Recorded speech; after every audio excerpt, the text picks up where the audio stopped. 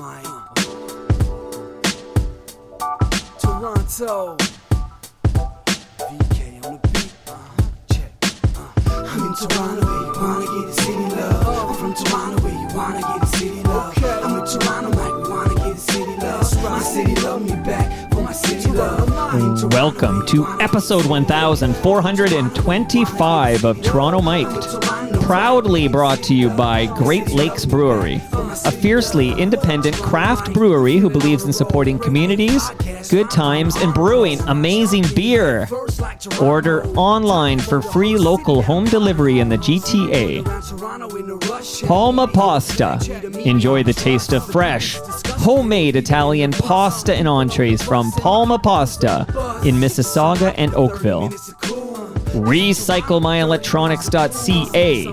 Committing to our planet's future means properly recycling our electronics of the past.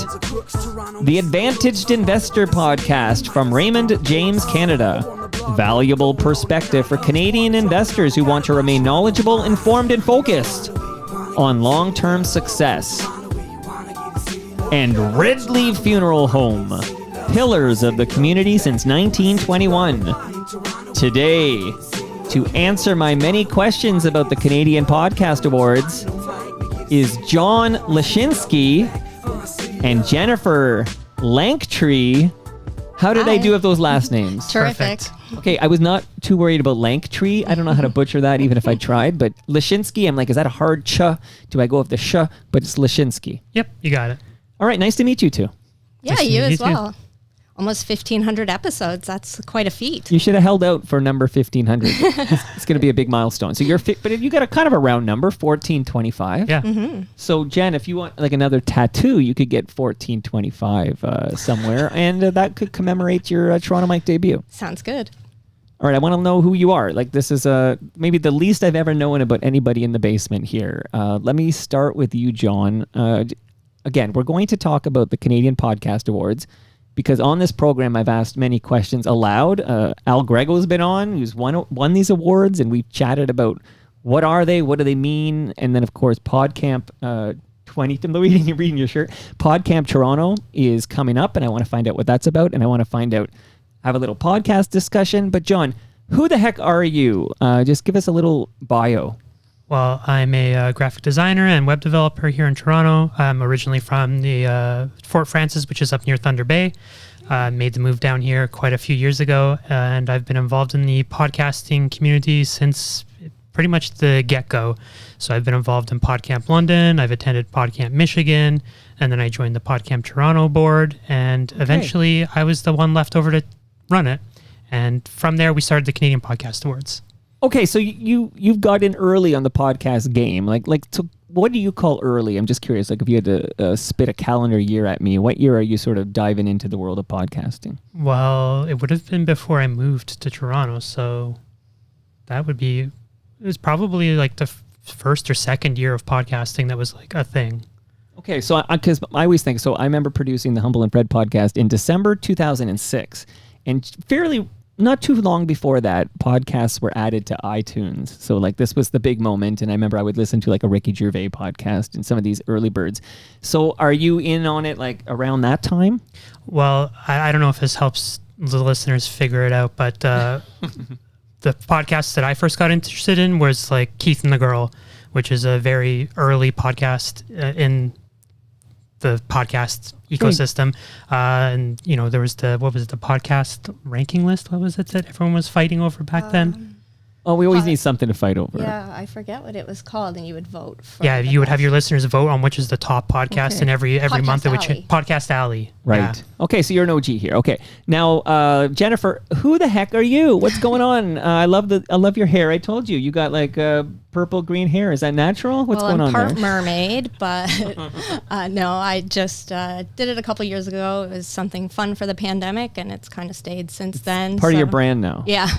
And and Lanktree, what is the root of Lanktree? Is that some old British term or something? Like, is that a British name? Do you know? I believe it's Scottish, but it's actually my ex-husband's last name, and I just never bothered. Once you have everything in your name, it's kind of a pain. So, and once you're a Lanktree, you're forever a Langtree. Like, why would you change that? Like, that is the greatest last name I've ever heard. I mean, Lashinsky and me, we're like, we wish we were Langtrees.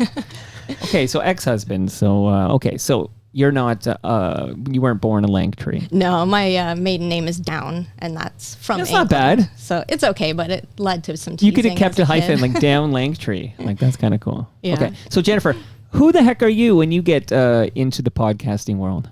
So I am also an early adopter of podcast and the podcasting community. I'm not a podcaster myself, but I've always been involved in meetups, and I was in at around 2006 as well, listening to Keith and the Girl and the Harry Potter podcast. I'm missing out on Keith and the Girl. What was Keith and the Girl about? It was a daily podcast where they would just kind of talk about their lives as party clowns. Like they would do children's entertainment and it was a party couple clowns. cast. It was one of like the first couple caps, like Don and Drew style. Where era. was it out of? Like New York York City. Okay, it's funny. New York. Okay, so you seen that documentary? You might have seen the documentary Capturing the Freedmans. Okay, so this is one of the great documentaries, okay? We're going back a little bit here. I don't know. How far back am I going? I can't tell anymore. 20 years at least. But Capturing the Freedmans started out as a documentary about like children's entertainers I think in New York. And they had this one guy who was like the leading clown or whatever. And then it turned out, he was a freedman. I can't remember his first name right now. But it turned out like there's a whole like family dysfunction going on they discovered, and that became the documentary instead. So I sort of revisit this once in a while, this documentary. So I feel like I know the top, birthday clown in New York. That's my connection here. Okay, so Keith and the Girl. Are they still recording? They are actually, yeah. They did 5 days a week for a long time. They were one of the first podcasts. What episode are they on? Episode 12,000? They're in the 2000s. Maybe around... No, I think probably more than that now. But okay. They go on and off of doing it from weekly to up to 5 days a week. Since the pandemic, they sort of cut their episode count down, but... See, we're going to have a great, like anything's on the board here podcasting wise, but I personally would prefer that Keith and the Girl be Toronto people. Like my craving for those kind of like, I like it when, we got stuck on the 401 and, and it's like I really dig local references I can relate to. Like I have one of my pet peeves is all these big podcasts people are into, they're so American. Yeah. Like I'm not anti-American, but I'm very pro-Canadian. I really do like a homegrown podcast. So maybe Keith and the Girl need to relocate. They've come to Canada to do a show actually over at TMU. They set up a little show over there at the Imperial Pub and stuff. So they've been to Canada. They'll do road trips. Yeah. Mm-hmm. Okay. So Jennifer, you said you don't actually podcast yourself. You're just very involved in the space. That's right. Yeah, I'm a community builder. I like bringing people together and planning events around it. It's true. We've never crossed paths. That's because no community wants me. I'm the outsider. But John, do you podcast yourself? I forgot to ask you. No, I'm also a community builder. I got involved in the space because of my web development and design background. I saw a need for, better websites, better design around these events. So I lended my hand in there and sort of just fell into the space in there. And you're now technically you're a community builder yourself. Yep. So you and Jennifer. So were you two fast friends? You just realized you were both you had a lot in common. What's your relationship like? Well, we met through the Keith and the Girl podcast. Yeah, so we Sorry to bring it back to them. met at a meetup. This is the Keith and the Girl episode. I'm going to rename it. This is all about Keith and the Girl. Okay. So That's how we met. We went. We both attended a Keith and the Girl meetup, and we met there. And then eventually, a couple of years later, she got divorced, and I was there to scoop her up. Okay, so this is what I was kind of hinting at, but I can't come right out. I was wondering, is there a romantic involvement between John and Jennifer here? Yeah, we've been together for 13 years. See, I didn't know that. And okay, now I realize she became a free agent and you signed her up. And look at you. Okay, so I'm trying to think. Okay, so Langtree, right? I almost called you Linktree. I think we could change that a little bit here. But I know once that came out, it was a little bit jarring when I would see it every time. Like, what? Oh, it doesn't say my name. Okay, John and Jen are a couple. Okay, this is answering a lot of my questions here now. So let us dive into. I mentioned that the Canadian Podcast Awards comes up on this show, but they didn't really start coming up. Every time Al Grego comes on, he's come on like professionally because he produces shows for Moneris, and Moneris would sponsor this program. But he'd also come on as Al Grego because he's a great FOTM, which means friend of Toronto Mike. John and Jennifer, you're now FOTMs. Excellent. Awesome. So there's in fact, there's another, you mentioned TMU because we're going to talk later about PodCamp, but you're involved now in another TMU, the Toronto Mike Universe. So a couple of TMUs for you here. So Al would come on and he'd be like, yeah, I won an award. Also, I produced a show for Larry Fedoruk that would won an award. Yeah. And it's like, all these people are winning these awards. And then I'm like, I don't think I was nominated. And then I was like, well, what does this mean? Like, anyone can just one day wake up and say, I'm starting the Bonanza Podcast Awards, and this is a big deal. And then what does it mean if you don't understand, what it's all about? And then I got nominated. So then I got nominated for 2 Canadian Podcast Awards. Outstanding Personal Series and Outstanding News and Current Affairs Series. So now I'm nominated. So now I'm like, I'm going to just make a bunch of noise about being nominated, even though I don't know what these things are, like who's behind them, what it means. I got people like FOTMs like Gene Velitis telling me some guy in his North York basement's just pulling this out his ass. And I'm like, well, we don't know that, Gene. Let me see if I can get answers to these questions. So now, John, Jennifer, please tell me about the Canadian Podcast Awards. Who wants to go first? Well, I'll just first say it's not from our basement. We live in a second-story walk-up. But you're in a basement right now. Like, to me, that's not an insult to say this comes out of a basement. A basement in Toronto means you're a multimillionaire. What's going on there? Okay, go on, John. No, I think in a few years ago, so this will be our 6th year that we just wrapped up, we saw a need for, some sort of recognition system for Canadian content creators, especially with, how big the American scene is. A lot of us can get drowned out. So along with PodCamp Toronto, we decided to put together an award system that's industry focused. So you have to be a Canadian and a podcast creator or involved in the podcast creating industry in Canada to participate, to hopefully uplift Canadian content so that it gets more recognition outside of Canada and within Canada, and to hopefully bring together Canadian podcasters. Okay, so far I like what I hear, because you're 100% right that it is tough to cut through the noise coming from south of the border. I mean, we're inundated with Smartless signed this deal and Joe Rogan signed that deal, and we're just completely inundated with these high-budgeted, big-league podcasts coming out from the United States. It's very difficult to cut through the noise, right, Jennifer? Yes. So that's why we put this together. We want to be able to help people network together, understand that it does take a community to raise up everyone. It's been really hard bringing people together at first, but the last couple of years, we've really noticed an uptick in people wanting to get involved, letting other people know about the awards, and that's our main thing. We just want to bring people together. Okay, so your motivation here is to raise awareness that there are good podcasts being produced in our very own country. Yes, 100%. Yeah, and there's a lot of great podcasts that we recognize every year. I wouldn't say there's any winners that we wouldn't stand behind as being great podcasts in Canada. So if you want to check out a new Canadian podcast, head over to our website at canpodawards.ca to find someone that's Canadian that you can listen to that maybe is in your backyard. Okay, let's get specific here. Okay, so how are the nominees determined? Like, go in the weeds with me here. Can anybody just go to your website and then say, hey, I'm going to nominate Humble and Fred for Best Comedy Podcasts? Like, how exactly does it work? No, so to sign up, you have to be Canadian and work in the industry. So that's the first barrier. Well, the industry being podcasting, right? Yep. Okay, so of course you wouldn't want to be nominated if you didn't have a podcast. Yep. Okay. So then you would nominate yourself and other podcasts that you know and work with in the various categories. And then the podcasts with the most nominations make it into the next cut. So it's kind of like a round robin. So you can nominate any Canadian podcaster. Yep. But you have to be a podcaster to nominate. You can't just be a listener. Yes, they're industry So you awards. two can't nominate anybody because you don't have a podcast. You have to work in the Canadian podcasting industry. Right. So when you sign up to be a member, you select which category you belong to and all the information. Production like that. or stuff like that. All okay, of it accounts. So you sign up and now you have a login. What's the URL again for this website? canpodawards.ca. Okay, canpodawards.ca. you've now got a login, and you can then you can nominate for all the categories. You can nominate podcasts that you think are worthy of nomination. Yep. Yeah, whatever podcast categories that they fit in, their tags, like according to your iTunes tags and things like that. Yeah, so that's how we determine what categories they fit in, is your with self-identified categories. Okay, so now I realize I've been hurting myself because I never tell people to nominate me for a Canadian Podcast Award.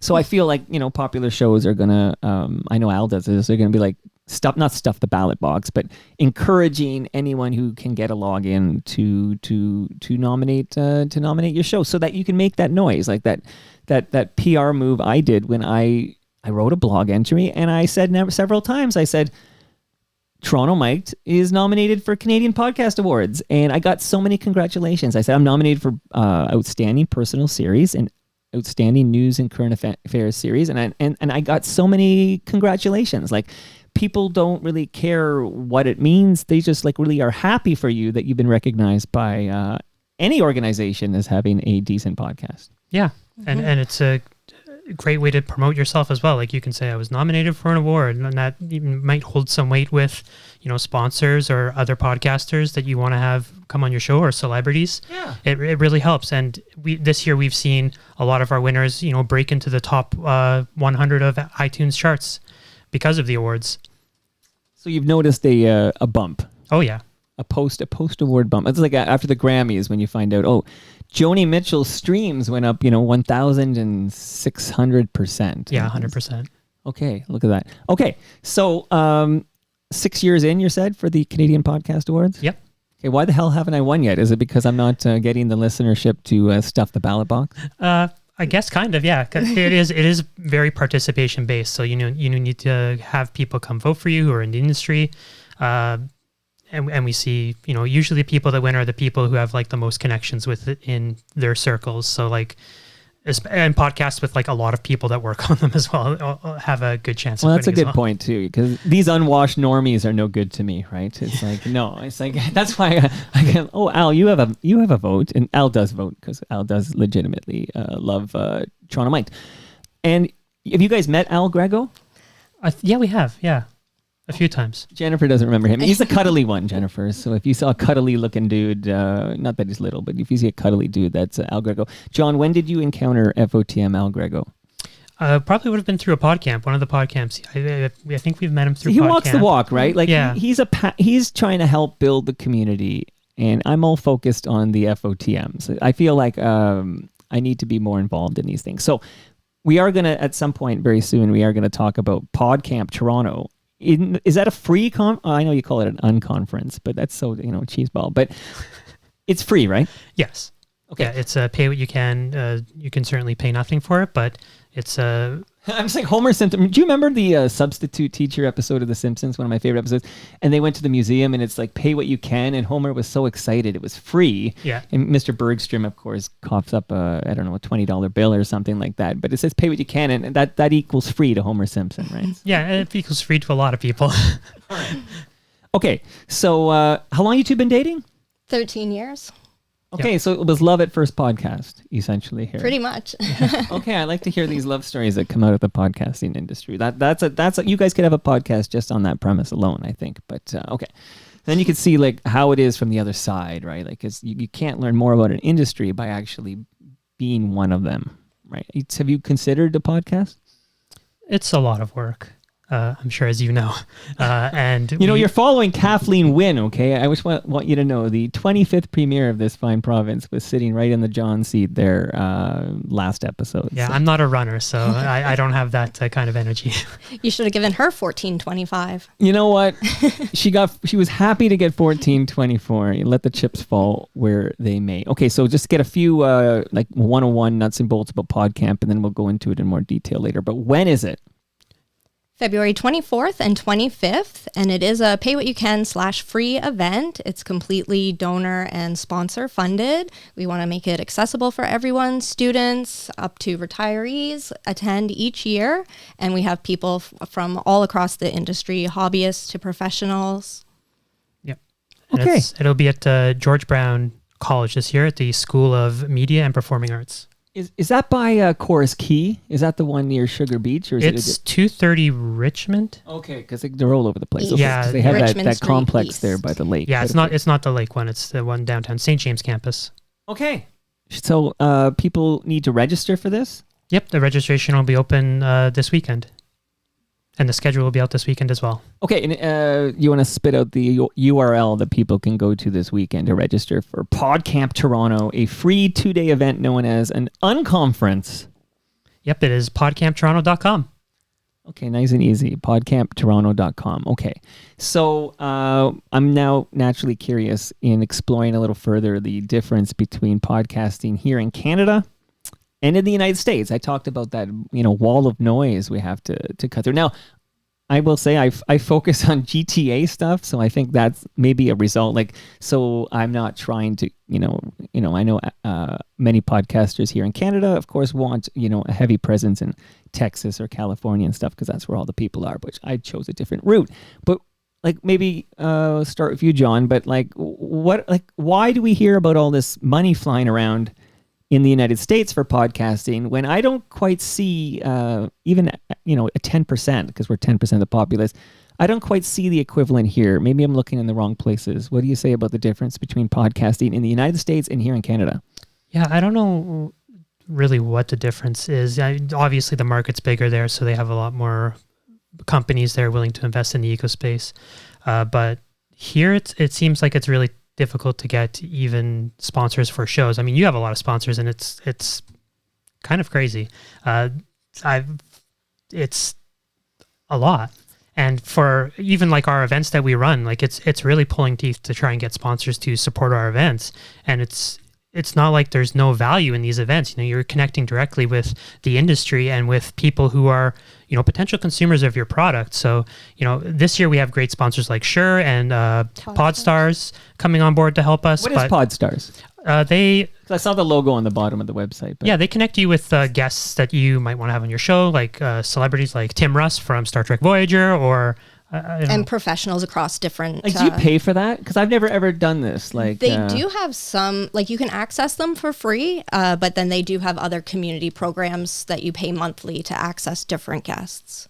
Okay, so we're gonna bounce around and we will come back because I'm still exploring this Canada versus US thing, and the sponsorship I want to speak to too. But it seems like, and I mean this is obvious, but until COVID, I had a rule you had to be in the basement or I didn't want to do it. This was simply to make sure I was satisfied. I just for my own personal pleasure because it's all about me over here.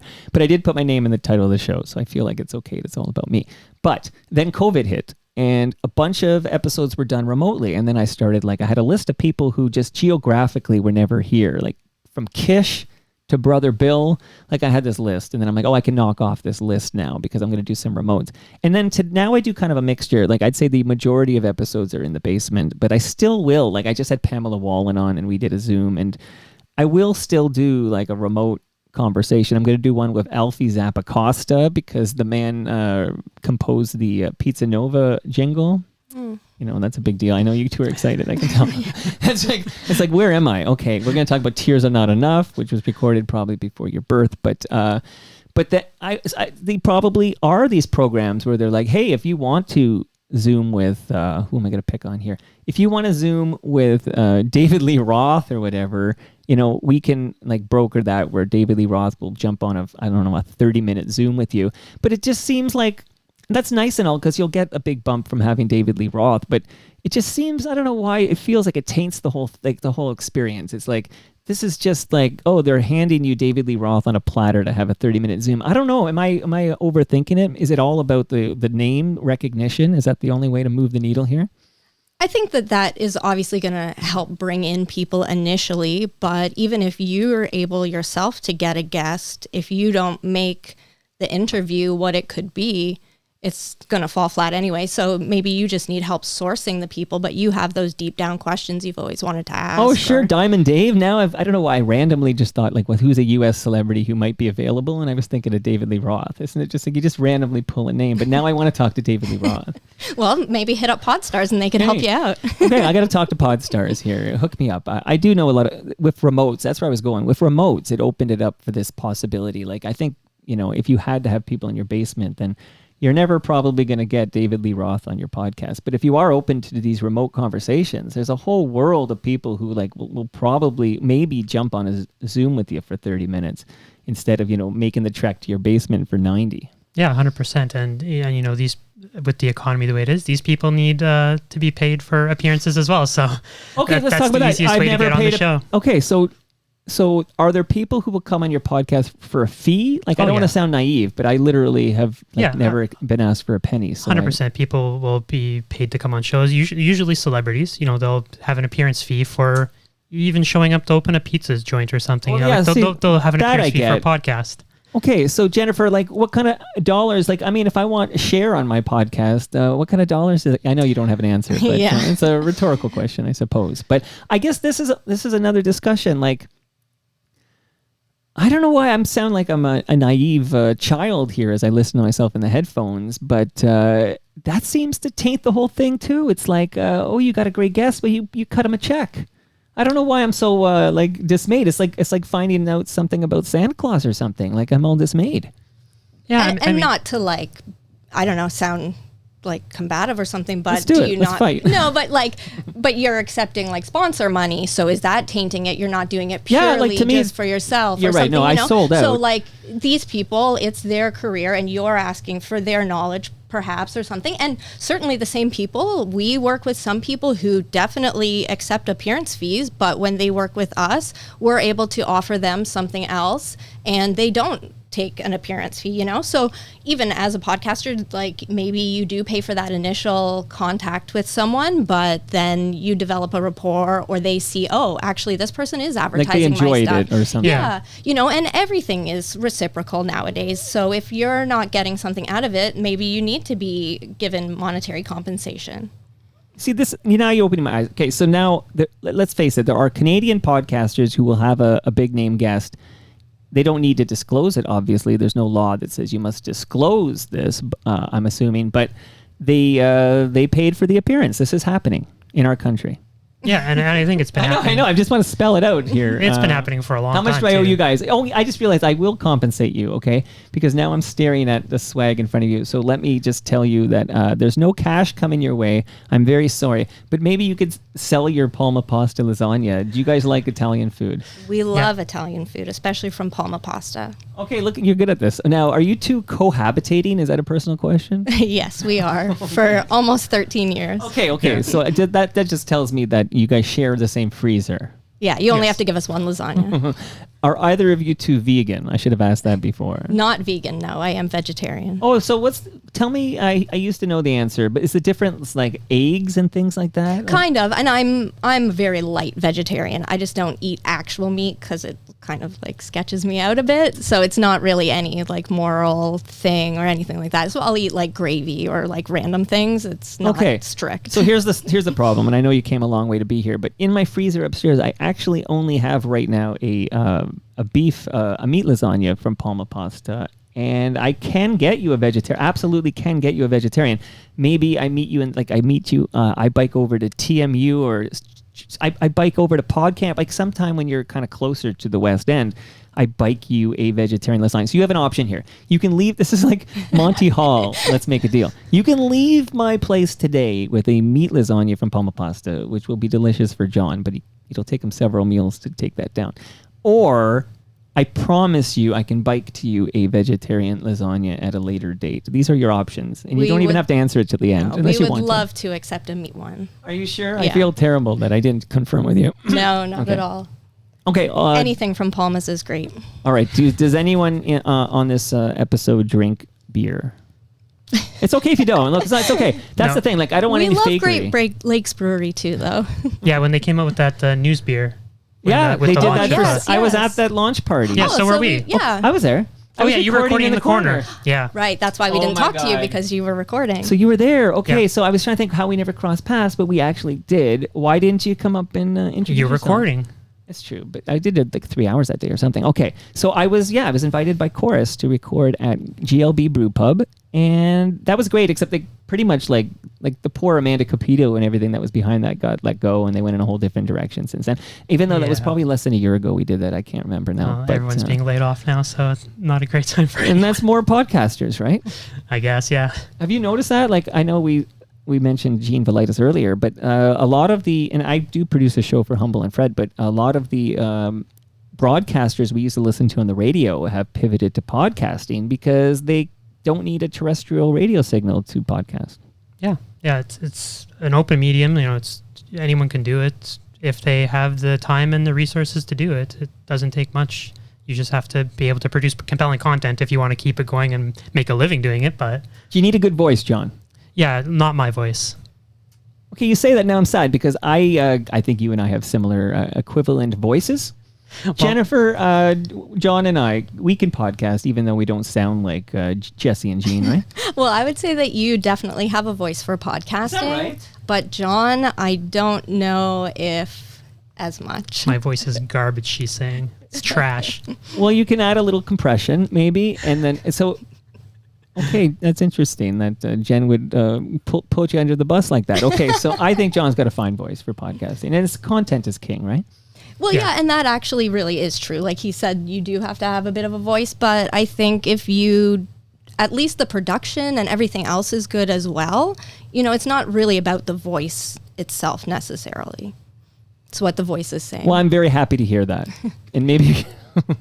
Maybe one day I'm going to win one of these Canadian podcast awards. Come on, listenership.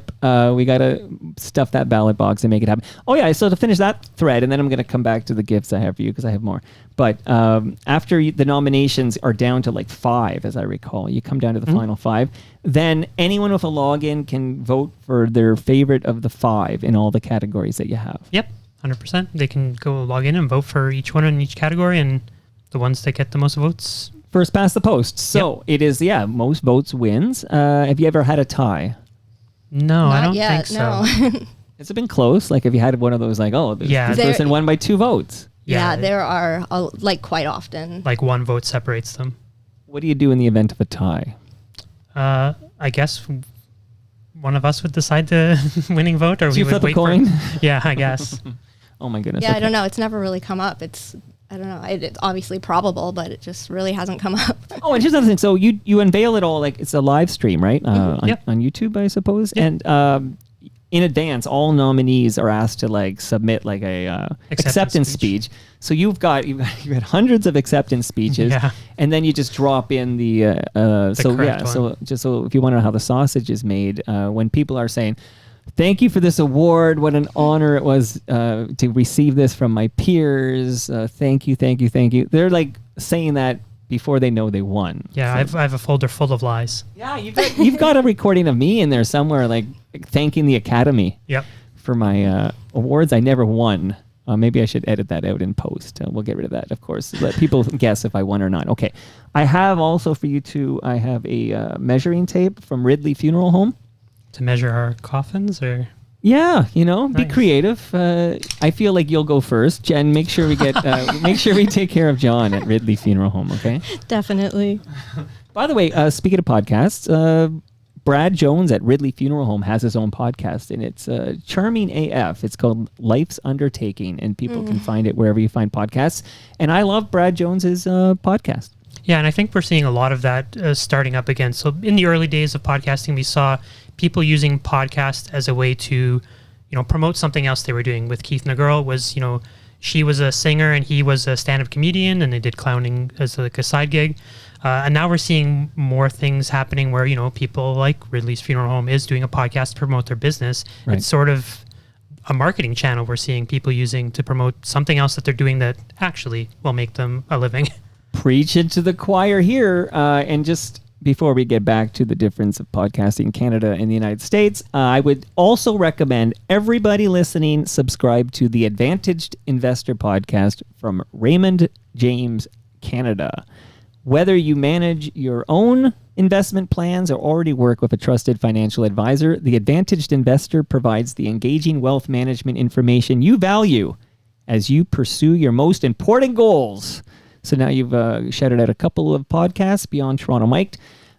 I'm going to revisit the Canada versus US. You talked about how difficult it is to get sponsors. Why do you think in this country, because I feel like there are sponsors here who would happily like sponsor a big American production, but here in Canada, we're producing good content and it's homegrown and much of it is independent. Why are sponsors so hesitant to support it financially? Yeah, I don't know, because I guess it'd be, for me, the same question as, why aren't there more startups here? Why isn't there, a bigger tech hub here like Silicon Valley in the States? Like, it's just, I don't know if there's that sense of innovation or like industry here around this sort of stuff. Yeah. And do you think there's a bit of a brain drain? Like, we often talk about, what is it? They canceled the Avro and all these like really bright minds went to like Houston and worked on putting a man on the moon, essentially. Like they work for NASA. And I always think, okay, yeah, the big tech, I know we have a Waterloo hub and everything, and there's a bit of a Silicon Valley North, but primarily you go to California, like Led Zeppelin said, right? Yeah, and that is probably part of it as well, and I think we have very similar geography. In Europe they have their own stuff, and in other parts of the world they have their own stuff, but we're so close to the States. Our population is so close to the border. It's hard and we're all watching the same shit. Like we have the same cultural touch points. Yeah, and the only thing really separating us in the media is the CRTC and CanCon regulations. Okay, none of which applies to podcasting. No, not yet. Okay, now I'm going to ask my next big question, which is why is there no, and I know you might not have answers here, but we're just chatting. Why is it that I cannot play Led Zeppelin's Going to California without risking, being deplatformed because there's no way to license music for a podcast like there is for radio. Yeah, there's no easy way to do it. I think there are a few avenues to do it. I know James Crinlin has a guide on podnews.net that talks about licensing music, but again, they might not see enough revenue from it. Like, what would you be willing to pay to be able to play that song? Well, there's so SOCAN exists for. Here's an interesting tie-in. So Ridley Funeral Home can play, like if your favorite song is Led Zeppelin's Going to California, they can play it at a funeral because they pay this SOCAN thing, similar to radio. Like the reason radio can play it is because of they pay the SOCAN licensing fee. It feels like there should be, and I'll make up numbers right now, but if they said, okay, for $250 a year, you can play licensed songs on your podcast. I feel like many people, including me, would happily, fork over that as a business expense so that when I have a guest on who talks about how much they love Led Zeppelin's Going to California, I can play a little bit of it.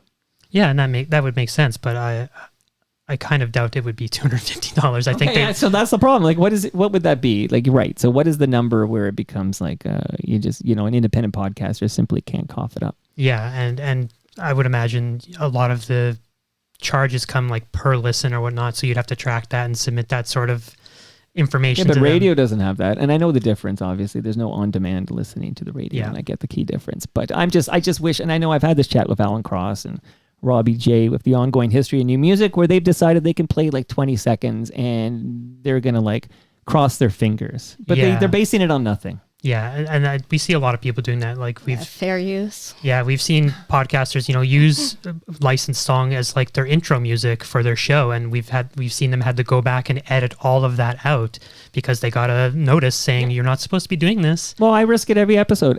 Not the opening theme, that was an original by Ill Vibe, local rapper producer, but the closing theme to this very podcast. Even though these songwriters and the artists love the fact I play it every episode, but the algorithm doesn't know that or care about that.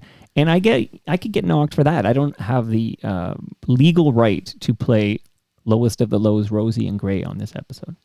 Yeah, and we saw like when people were adding on to Spotify, we saw a lot more takedown notices coming out of that because of their algorithm picking up that these songs were being played. Right. So, and that's important to just to be clear here that the great risk is that you get deplatformed by Spotify. Like Spotify can simply just remove your show from their app. Yeah. Yeah, but luckily there's other apps out there to listen to podcasts on. Spotify isn't the only one. It's one of the big ones, but Well, look, I'm banking on it. Okay, John, listen, there'll be that day where I just go, Toronto Mic'd, available everywhere except Spotify. What is your, Jen, Jen, can I call you Jen? Sure. What is your podcast app of choice? Like if you for your personal listening? I just listen through the Apple Podcast app. I'm not fussy, but I'll complain about it every Because you're an time. iPhone user. Yeah. So it came with the phone and it works and you're happy. Yeah, it's just the thing that I had since it started, so I'm not big on change. And that's a good answer there. A lot of people use Apple Podcasts. What about you, John? I use Spotify only because at my previous job, I was commuting between a Windows machine at work and I had a Mac at home. So I needed a way to, be able to cross-platform my music and podcast listening. So you're a happy Spotify. So you won't be able to hear Toronto Mic'd when I get deplatformed. That's disappointing to me here. Well, I'll play it for them. I'll unsubscribe to them when that Okay, happens. has either of you ever heard an episode of Toronto Mic'd? Be honest. Yeah. I have, yes. Okay. Do you have a favorite? Well, it was the last episode that I listened to. The only episode you listened. You said, "What am I walking into here? I need to hear one episode to get the vibe of this show." Yeah, I was like, oh, and he's talking to Kathleen Wynne, so let's see how this goes. Okay, how did it go? That It was good. It was Monday. Yeah, no, it was a great interview. I enjoyed it. It's funny. I got a few notes from people who are like, "I love your show, man, but I'm not listening to Kathleen Wynne." It was like I had the devil herself in the basement, Yeah. and I'm like, Yeah. "Okay, you don't have to." A, you don't have to listen to every episode, and B, you don't have to listen to any episode, by the way, and B, you don't have to tell me when you don't listen. Like, this is a thing people like to do when I have somebody like a Kathleen Wynne on. Like, they like to let me know they're skipping the episode, and I just think it's such an unnecessary thing to tell me. Just, why don't you just not listen? Well, we got a lot of the same stuff around the awards this year when someone won and they're a podcast that's fairly popular in Canada, and they saw that we had a rainbow logo on our Twitter, and they took a very high offense that we were supporting that cause.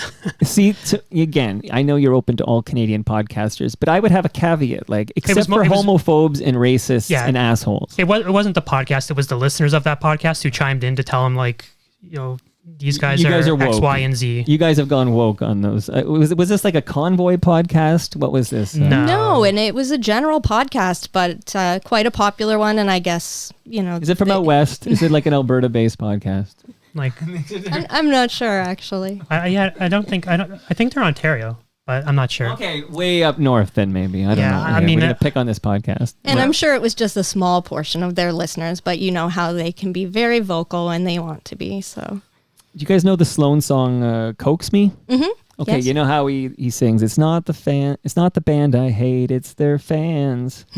Yeah, I think that's a pretty common sentiment on all forms of media.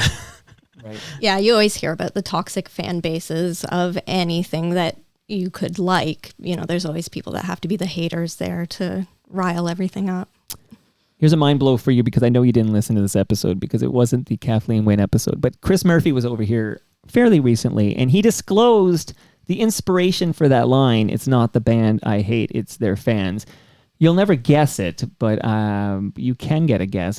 You'd be shocked to find out which artist actually inspired that iconic line in Canadian rock and roll history.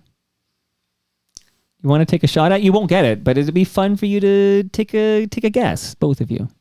Yeah, I don't know. Tragically Hip? That's okay. So that's the most popular guess to that question because it sounds like the Hip, and that is incorrect. John, any guess you want to take on? Jennifer's the music person out of the two of us, so I'm gonna throw a random one out there, and I don't know, Nardwar. See, well, don't think he sings actually, but okay. Kate Bush. Oh, really? Okay. So there's a mind blow for you. What kind of music do you listen to, Jennifer? Mostly, I guess, alternative rock, a lot of drag music. What is drag music? Like drag artists that produce music. So it can be whatever genre. It's just their individual music. Okay. And when you say alternative rock, are we talking, I know you're a much younger person than I am. So Probably not. Okay. Really? Let me take a look again. Okay. I think so. But you can't tell when someone has purple and red hair. It's like, is there any white ones hiding in there? Okay. So what kind of... Yes, like, there It's are. all white. Okay, now I feel better here. Do you want to name check some alt rock bands that you dig, Jennifer? Oh gosh, now you're putting me on the spot. Well, you know, I'm naturally curious. I think I asked Kathleen Wynne the same question, actually. Yeah, I guess like I was always into Matthew Good Band or like earlier Mariana's Trench, things like that. That guy's been on the show. Josh? Yeah. He's been on the Josh Ramsey. He's been over here. He co-wrote Call Me Maybe. Call Me Maybe. Yeah, Carly Rae Jepsen. That's more John's wheelhouse. He's Okay. a pop girly. Yeah, that's a big jam right there. Okay. So Matthew Good Band. I can't remember if we canceled him or not. Not that I cancel anybody, but Yeah, he was like semi-canceled, but it was kind of like celebrity canceled. Like, you know, oh, he was sleeping with women that he didn't love. And Oh, that's sort of like... so I don't know if Okay. that's cancelable or not, but he's touring again. So Okay. yeah, I don't think he's still, I think he's still off his label, but Pulling an Arcade Fire or something like that. Still selling out on the road here. oh, really? Are they? I feel like they're still going. Oh, I thought it kind of died out. No, I feel like, Interesting. well, you know, there was a lot of news when Feist left the tour in Europe or something, just so she wasn't on the bill anymore because she was opening. And then I think they still perform live, and they still have legions of fans that come out and see Arcade Fire. Interesting. Yeah, I saw the one tour. People were like, didn't know, and they showed up and they were like, why is it empty here? What is going on? And then they found out. Right. Okay. So Matthew Good Band. I was a big Matthew Good fan too. I saw them open, I guess it was like 98, and I was watching Pearl Jam at Molson Park in Barrie, and they had a side stage. And Hayden was on the side stage, who, by the way, FOTM Hayden nominated for a Juno Award, so congratulations to Hayden Desser. But on the side stage was Matthew Good. Anyway, there you go. That's cool. Pausing for effect there. Okay. All right. So is there anything else, someone like me who is a prolific and passionate podcaster, anything else I should know about podcasting in Canada? Like any tips or and tricks, any advice? Yeah, I think it's just about getting out there with the community.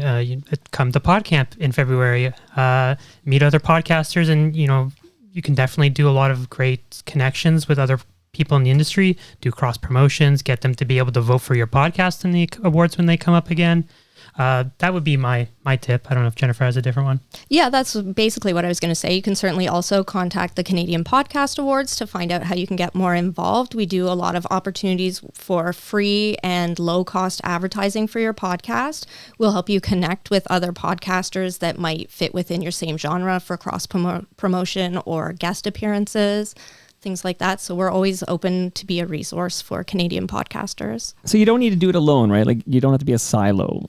What is it? Simon and Garfunkel said no man is an island, I think. So it's, well, they didn't say it originally, but I am a rock. I am an island and a rock. Yeah, I won't sing for you. But is there's obviously many advantages just simply to like chatting with like-minded content creators, right? Like just even if it's technical tips and tricks or, Yeah, it definitely is something that you don't need to be isolated to do.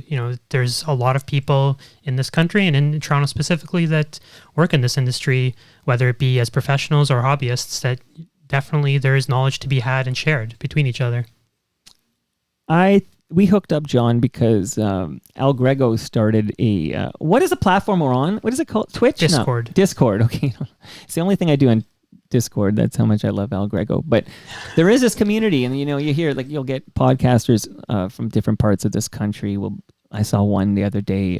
She was saying that she lost a video, I guess. So she was upset because they recorded a video and then they lost it. Yeah, that was Dane from the.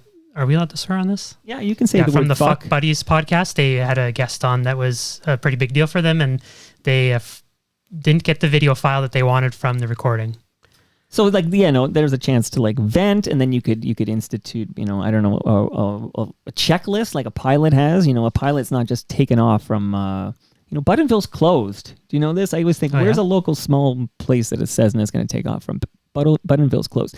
But, you don't just take off. You have a checklist, is there gas in the tank? Is this thing working? And all these things. And you can have your checklist of, am I recording through the right channel? Am I recording the video and all these things? And then you only make the mistake like that once, but you guys don't podcast. You've never made that mistake. Well, we do a lot of video stuff for the awards and audio production stuff for the awards. So yeah, it's definitely something that we've encountered before, that we've had to re-record stuff. So, all right. Do you guys have in your home?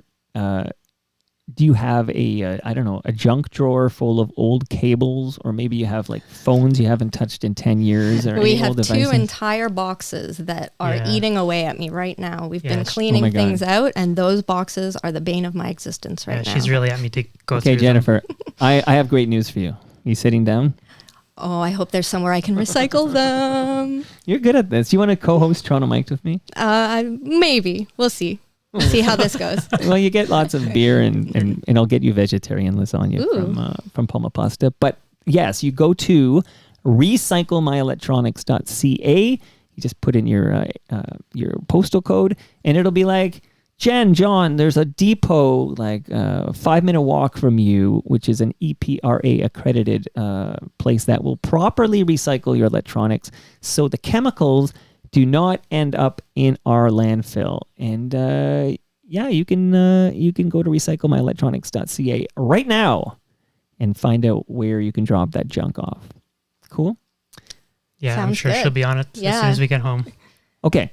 So here, in the last couple of minutes here, unless you have, I could talk. Do you want to talk about sponsorship? Because I was thinking when you said that how difficult it is to get sponsors, and I have five paying sponsors right now, working on a 6th because there's a spot for a 6th. But so reach out to me if you want to be a part of this. But then I was thinking of the 5 as you were talking there, John, and I was thinking, I think at this point with the 5 we have right now, I think all 5 started as passionate listeners of the podcast.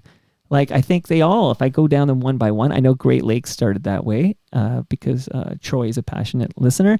And then I'm thinking Anthony from Palma Pasta, he started, and those 2 go back many, many years. I know Brad at Ridley Funeral Home, passionate fan of Toronto Mike. So those 3 have been around a very long time. And I know that that's my relationship with Raymond James started because Chris Cooksey is a passionate fan of Toronto Mike, who will listen to every episode except the Kathleen Wynne episode, because he texted me to say the best part of the episode was when he deleted it off his device. So shout out to Chris Cooksey.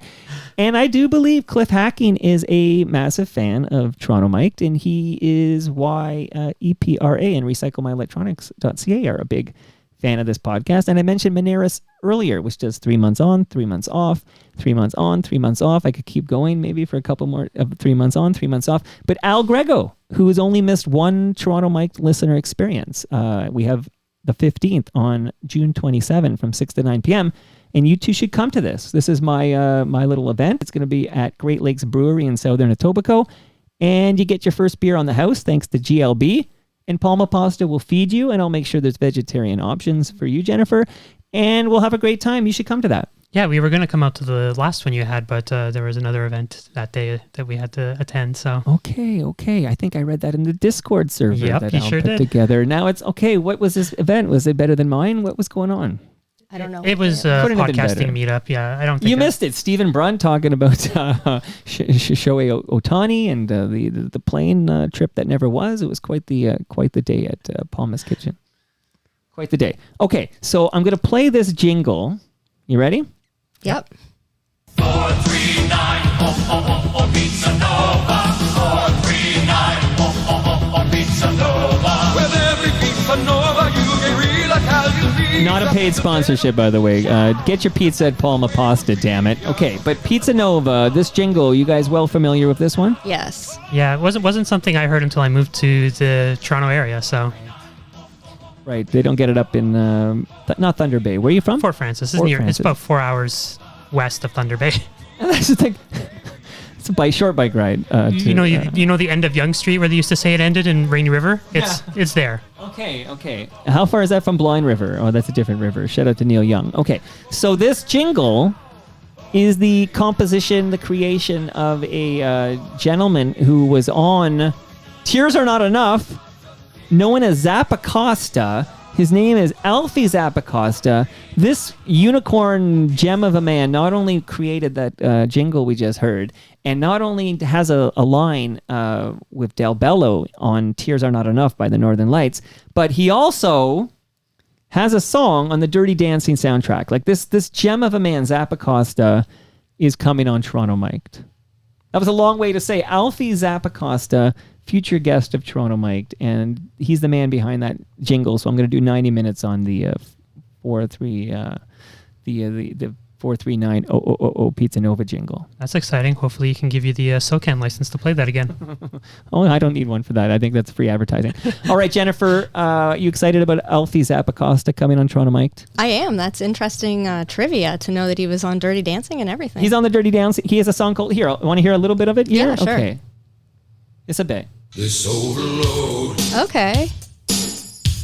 This song is on the Dirty Dancing soundtrack. We're going to find out how much money did he make having a song on this very popular soundtrack, which produced, I mean, this is not one of the big hits off it, but a lot of big hits came from that Dirty Dancing soundtrack. We're going to get all the answers. I can tell you're excited. I'm excited too. All right, here's the lowest of the low song I promised that will get me deplatformed, and I'll be available everywhere but Spotify at some point. But I'm glad you guys shed some light. What do you think of these? What does Gene Velitis have against you, John? Like, he just doesn't like these awards because they're not nominated? Yeah, I think so. I think it's a little bit of entitlement from being someone who was someone and is now. Look, these are fighting words, Jen. You hear this? Well, Gene you know, Velitis. if Well, you don't want come for me. Yeah, you want to come on the internet and send your fans after us. We've got screen grabs of all the things he's said to us. So, you Did know, it get worse than these are just some bum in his basement? Like, did it get worse than that? Well, he doxed us as well online. Oh. So there's been other things. So, you know. Okay, well. And yeah, it's an industry award. So maybe if you're not being recognized within an industry, maybe that's telling you something.